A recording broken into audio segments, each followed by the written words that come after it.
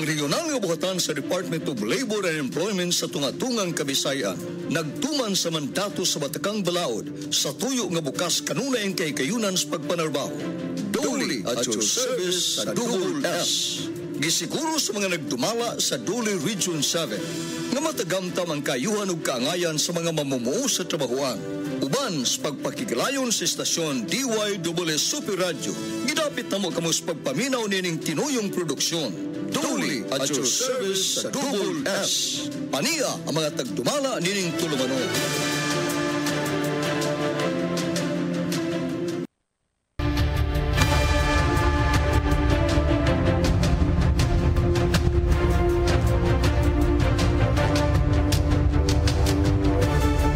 Mga ikalamang hapon itong tanan. Ang kapuso ka naminaw karon tibuok Kabisayan ug Mindanao. Ilabi na sa tunga-tungang Kabisayan, Mangingara Region 7, Central Visayas mga kapuso. Kini na usab ang laing edisyon, espesyal nga edisyon matagbuan kini mga kapuso. Ang usa ka serbisyo publiko ikan sa buhatan sa Department of Labor and Employment Region 7. Uban sa patigalayon sa estasyon DYWS Super Radio sa Cebu under GMA Network Incorporated Radio Operations Group. Kinanyong kapuso, Super RG na bakita and welcome sa itong tulumanon kiron dinhi sa Dole at your service sa Double S. And of course, mga kapuso, kauban ta karon mo palangyab ining maong tulumanon nga may haniti usab. Larino gihapon is pagpanibya kay siya man ang Regional Information Officer sa Department of Labor Region 7. Ato karo ikauban og inyong mabati iyang mananoy tingog Sir Bob Cabardo. Sir, may hapon. May hapon sa nimo Sir Algin, and of course sa mga suking tigpaminaw ato mga kapuso, hinaot nga maayan lang mga panglawas, maayang pagbutang karong hapuna. Gamay update lang sa gibuhat o gibuluhaton pa ni Attorney Buenafe atong Regional Director as of this time. Okay, isip update gikan sa Department of Labor and Employment, especially sa mga kalihukan sa atong Regional Director nga si Attorney Roy Loren Buenafe. Karong adlaw ato pa siya sa Manila kay nag-attend sa ato ang National Peso Congress. Kauban sa ato mga hepe gikan sa Cebu Field Office, Cebu Provincial Field Office, si Ma'am Testan Camco, atong Tri-City Field Office, ang hepe, si Ma'am Marites Mercado, and of course, ang ato apong hepe gani sa Negros, no? Oriental, sa Field Office of nato dito, naapod si Ma'am Litlit Bayalas, o sila si Attorney Noche Franca, and many more, no? O siya katuyuan ni Maong Congress? Ang katuyuan sa National Peso Congress, Sir Algin, mauna ang pagpahigayon diin ang, di ba, we have our provincial mga peso offices, no? Provincial Employment Service Office. Peso. Oo, onya with the LGU manino. Onya kani sila under kuan ginato kanang close coordination, di ba? For employment sa ato ang mga mga batan-on nga gustong mga apply og trabaho o kana mga walay trabaho, onya dito naman na dito ibutang ang mga announcements. So mo no, kung palapdan pa karon mga job opportunities, vacancies kani sila maoy nagkuan gyud sa programa mismo sa LGU. Unya ang Department of Labor and Employment nitabang gyud na para aning maong programa nga salamat kay Mulambo. Hoping and praying igbalik atong mga leaders, especially the Attorney Buenafe, makadungog na sa mo maayo mga balita. And there's one good news, no? Yes. Central Visayas is hosting the National Peso Congress next year. Wow. Gidawat na ni Attorney Roy Buenafe, atong Regional Director, ang National Peso Maze along with our incoming ato ang presidente karon sa Lepezom, si Sir Kim Francisco sa Lapu-Lapu City LGU, and our outgoing Lepezom President si Ma'am V. Yorong. Oy, kaabin na to niya na ang DYWS, ha, Sir Bob, ay kalimot. Ay, kabalaka na, sir. involved yun mo ani. Salamat kayo. May hapon sa tanan. Kamu diha mga kapuso ka nagpaminaw karon dito manon dinhi sa Dole at your service sa Double S mga kapuso di guro mahigawan sa mga oportunidad nga pwede mo makatrabaho. O ingon man sa mga kaalam o kahibaw o mga informasyon mga higala karabot usab gihapon diha sa pagpalangyap sa mga programa sa Dole mga opisyales kini ikan sa technical official ikan mismo sa Technical Support and Services Division for Welfare and Employment or kay gitawag TSSD WE Welfare and Employment. More on that ato i-check sa Sir Bob pagpaila-ila sa ato karong resource person Sir Bob Camardo. Ang resource person karong hapuna gikan mismo sa Technical Support and Services Division for Welfare and Employment sa Dole 7 mga higala. Ang ato ang higala sab sa opisina mismo ang maanyag. Okay, di ba? Grabing rehistro. I think those of you watching makakuan mong matahom gid si Ma'am Meldy Tabanaw ang atong GIP or Government Internship Program focal person.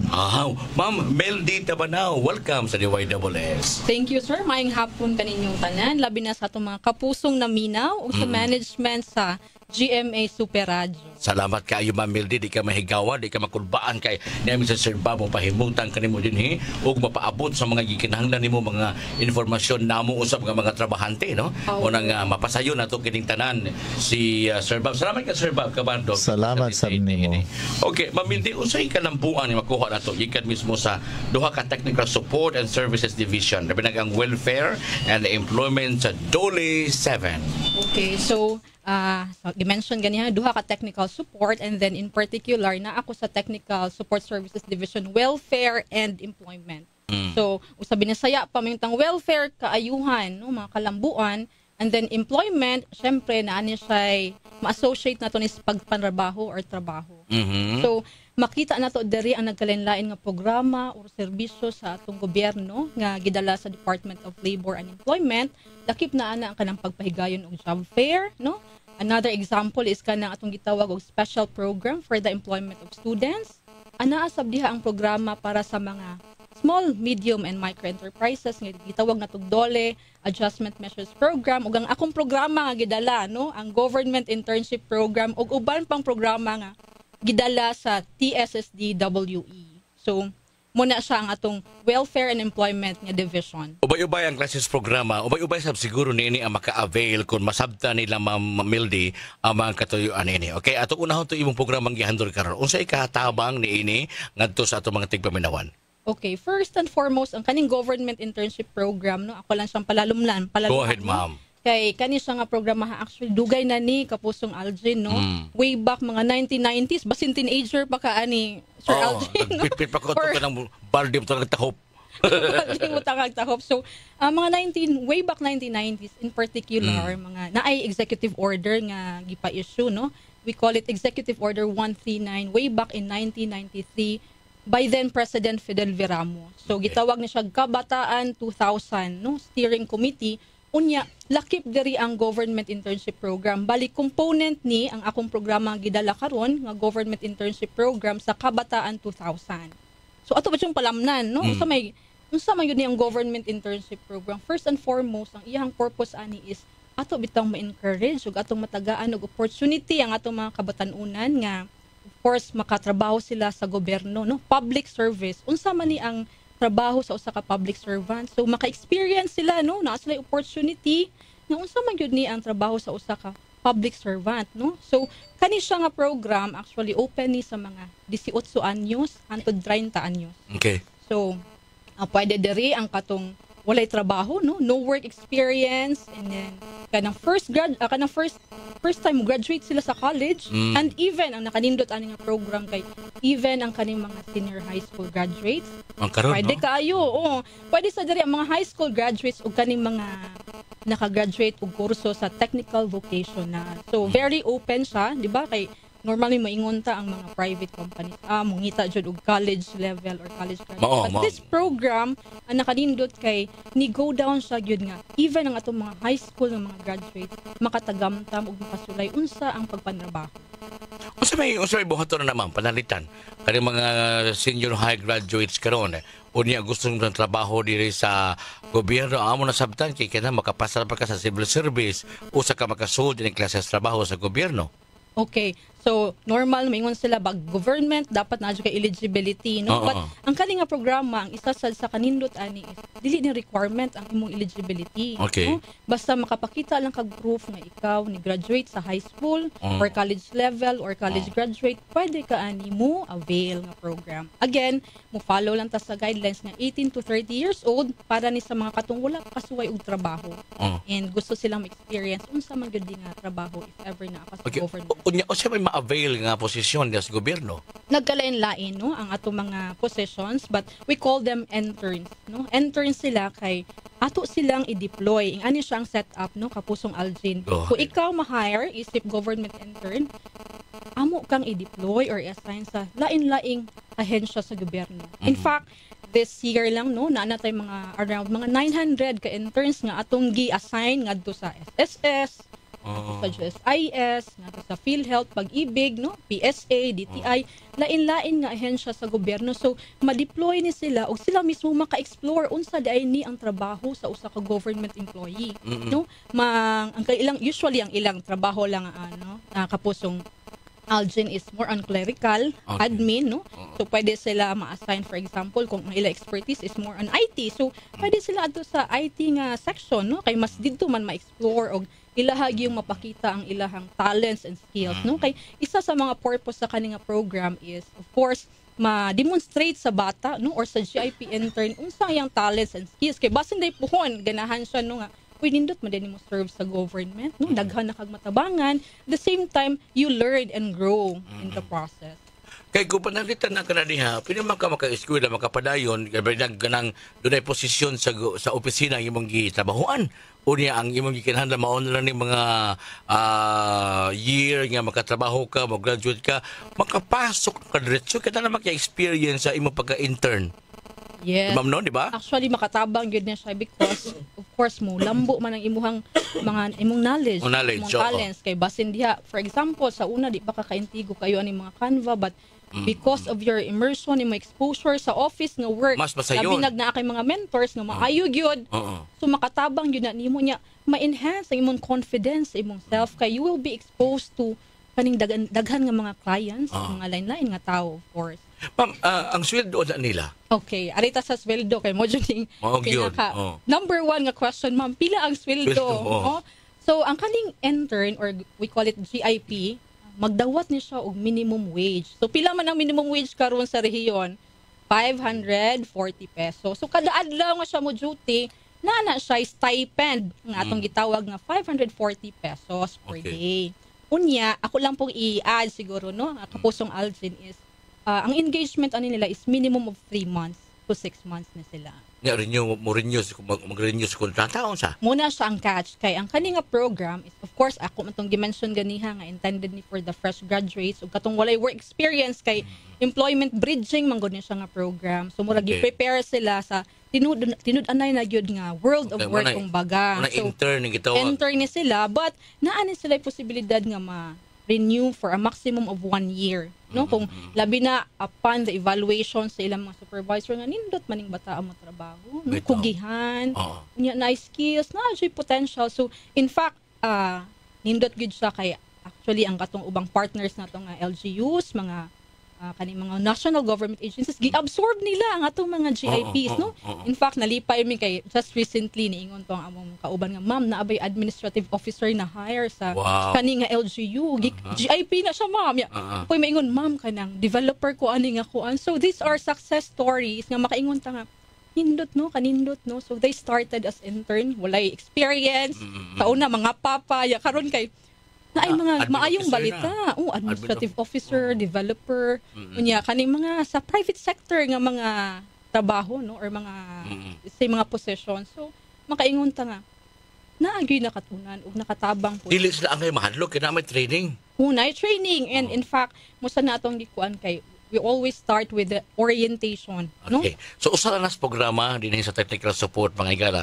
Programa nang gihandle ni Ma'am Melody Tabanaw. Kato na yung programa, ma'am. Okay. Ang katong sa, we have the special program for the employment of students. Okay. What is that? kana siya para na siya sa mga, of course, patong gitawag na tong mga lisod gyud nga mga estudyante, no? Estudyante nga ganahan mo pursue silang education, but kani siya na opportunity nga mo trabaho sila, no, during summer breaks or Christmas breaks. In fact, year round na gaya na siya nga programa, 20 days ang minimum up to 78 days. Now, ang kani nga program is intended for students poor but deserving. So, gi-emphasize na sa atong guidelines, no? Kay ato yung tan-awon nga ang katong makatagamtam ani nga programa is of course katong deserving, no?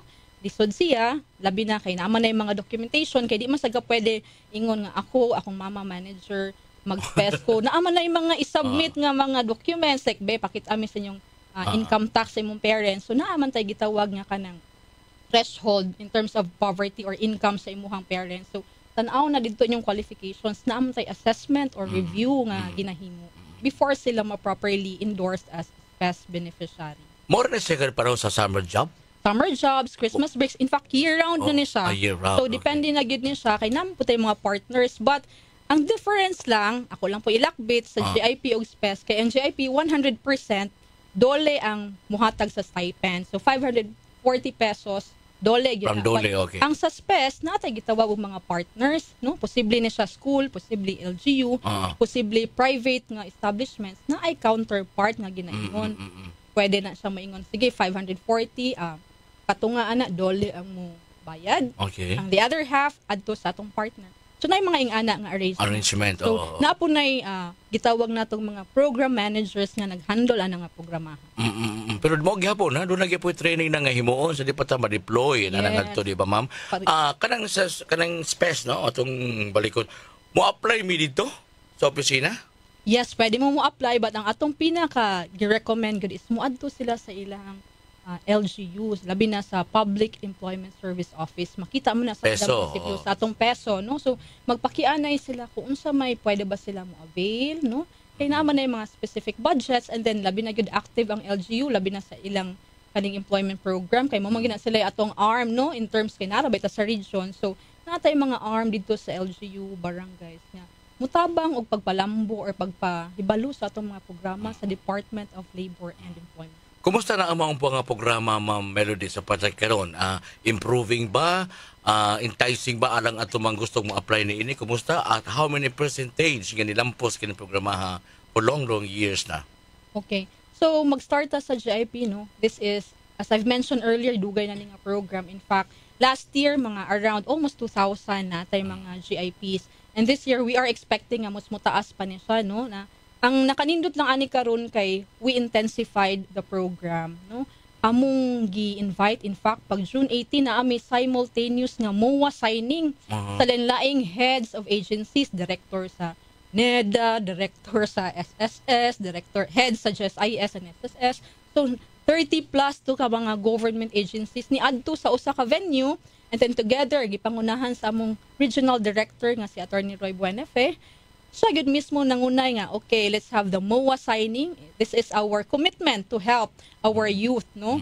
For this year, kinaman tayo budget, of course, no? So, naadid to, no? Nalipay sad kayo ang office kay ang ilabitang pagsanong sa atong programa. Nangadto yun ang mga heads of offices and then na-appreciate yun sa atong regional director nga sila mismo naa sila'y interest or nagpakita yung sila kadasig na makatabang sa atong mga kabatanunan. Dinin sa Region 7, pati na nagsaka ang gitaganon sa itong mga kabatanunan nga out of school youth, doon na sa nag-eskwela pero na under na kanang wa makahuman, no doon na siya napadayon sa karon, ma'am. Kina sa programa nato naigo ba nato ang target sa gitaganon na gusto nato ma-employ, maka-appeal ining klase sa programa? Do we have a study for that? Okay, ang kanin sa GIP is actually actual na siya, but we are seeing an increase in the trend, no, sa number of beneficiaries. In fact, usay magdepende man sad na sa funding, no, kay we operate on a funding as well. Now sa SPES na sila gitawag og kanang mga SPES babies nga every year musaka ang target nga magkadaghan in terms of pila man sud ka mga kabatanunan natong natabangan, no, 1% increase. So naa sila every year na gyud target nga gipaningkamutan sad sa atong nagkalain-lain nga program managers sa lain-lain nga field offices nga makuha ra pod nila kay when you say magkataas ang numbers, of course meaning daghan sa tag natabangan sa ato ang programa. Mo po din paagi sa mga kapuso, no?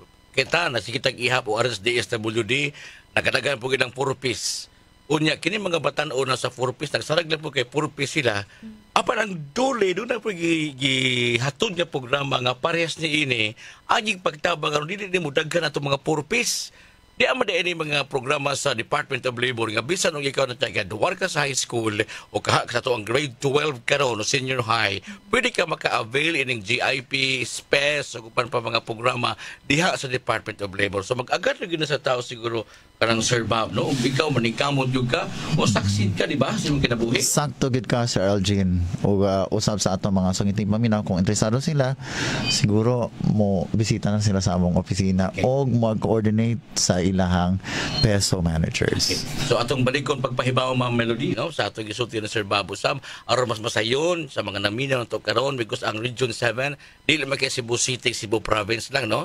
Muna nga unsay angay buhaton alang atong mga nagpaminaw nato karon nga maka-avail ni ini atong balikon palihog mga Melody. Okay, so again maayong hapon no sa katong mga naminaw nato, atong mga kapuso nga naminaw sa GMA Super Radio. Kami nag-awag ganinyo sa pagdangop ngadto sa inyong nagkarenlain nga peso no, Public Employment Service Offices aron makapangayo kamo og information unsa man kini mga programaha sa dole nga pwede ma-avail ninyong isip mga kabatan-unan no. Na-mention to ganihan ni Sir ang SPES, even ang out of school youth pwede gid ani maka-apply, and then the GIP program no makatabang sad ni kaninyo bulahan kamo nga walay mga work experience, ni graduate sa high school or ni graduate sa tech folk, maka-experience kamo og pagpanrabaho diri sa gobyerno. So naamo nay naasad na siya of course kanang stipend or salary. So ay mo kabala ka dili siya librehon. No? One time baya gihisutan ni attorney Buenafe din ni Sir Bob kung one time nga usa sa mga tawagan na sa Sir Bob kanang line agency like TESDA pananglitan no. Attached agencies. Attached agencies. So, nag-test na pananglitan. Mingunta ang Department of Labor na apo sa training para sa SPES, para sa GIP.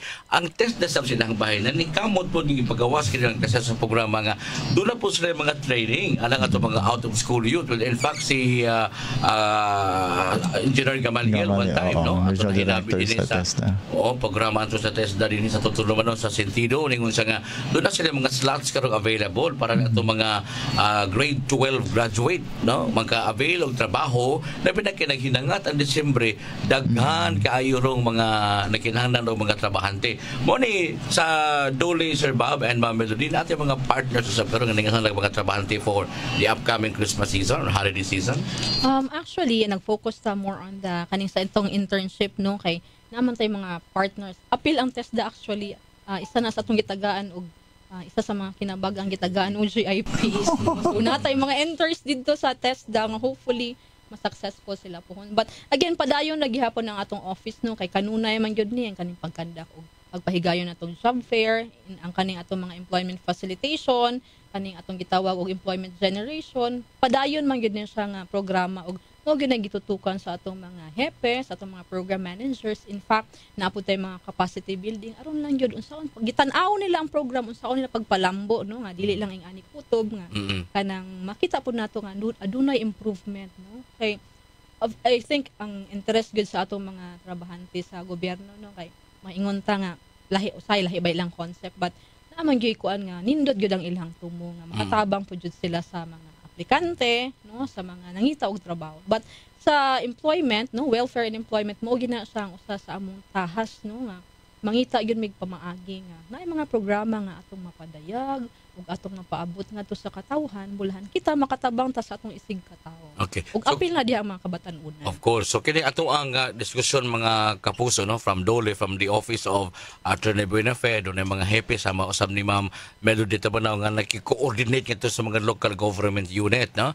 Nga bisag asa lang within Region 7. And I'm sure ang uban po nga mga regional offices sa Dole may natong mapanaminan bang maparihas aron ang tibuok Pilipinas na gyud mag-usa ang programa lang pwede mata ka hibaw sa mga rehiyon sa Dole og mao paggihapon ani ba ka active pareha ni Attorney Buenafe o iparehas ni Ma'am Melody nga maka ang huna-huna daghang maka-avail nga mga trabahante ining mao nga programa, di ba? Doon na po yung mga nibalik kinyo, ma'am, katong mga nilampos, ma'am, ako katong ganahingon nimo nga administrative mga success stories, makita na sa among website no na gina nakaplastada ilang mga naong kung sa nag-start but dili na ingon nga government interns na pay other programs nga maingon ta nga nakatabang yun sa mga mga tao po yun. So naay mga stories dito if ganahan sila makibalaan unsa yun ni kinsa ni sila katong ni hinahimo ng engineer, katong nahimo ng teachers na atay mga success stories nga mabasa nila ug makitaan sa ato ang website. Salamat kaayo. So, mga kapuso, pagkadalas panahon, warang kong tagaling ko din is kape. Wala sa... Ka, Sir Algin. Mo rin nag-link. Dali ra gid kaya napupos. Hindi ka rin higop sa usang katasa. Manarta. Sir Bob, atong napito lang ato mga tigpaminawan sa musunod at mga edisyon na po nini that will be on November 14 kung wala ka usaba, no? Yes. Tapit sa go ahead, sir.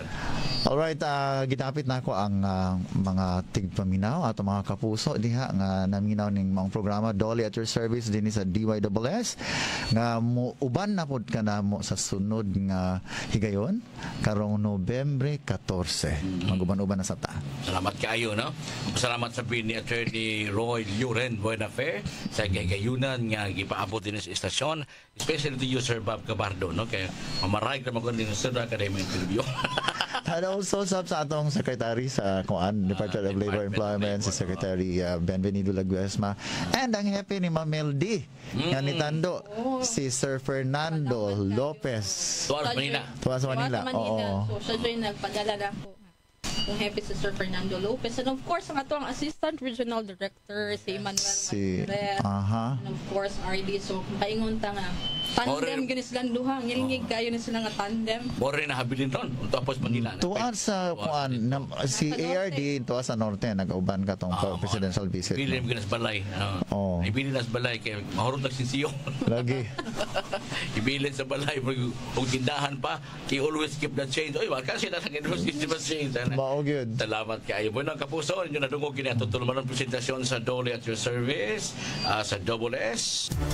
Department of Labor and Employment Region 7 o DYSS Super Radio nag-usa nining tulumanon Dolly at your service sa S. Salamat kaayo sa itong mga tigpaminawan. Salamat sa ato ang usab nga resource person karong hapuna si Ma'am Meldy Tabanaw. Ang ato ang resource person kapuso ikan sa Technical Support and Services Division for Welfare and Employment, TSSD o WE. Si Miss Meldy Tabanaw. Salamat sa informasyon yung mag-ipaabot. Sir Bob, salamat kay Sir Bob. Hanap pa tayo laing edisyon magkuyog yapon ta din sa Tulumanon. Thank you so much.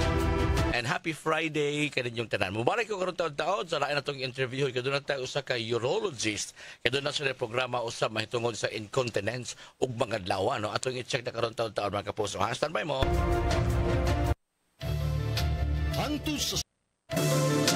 Antos sa sunod higayon, sa laing kay gayunan nga masayran mo ang imong batakang katungod isip mamumo, inyong nadungog ang tulumanon. Dolly at your service sa S.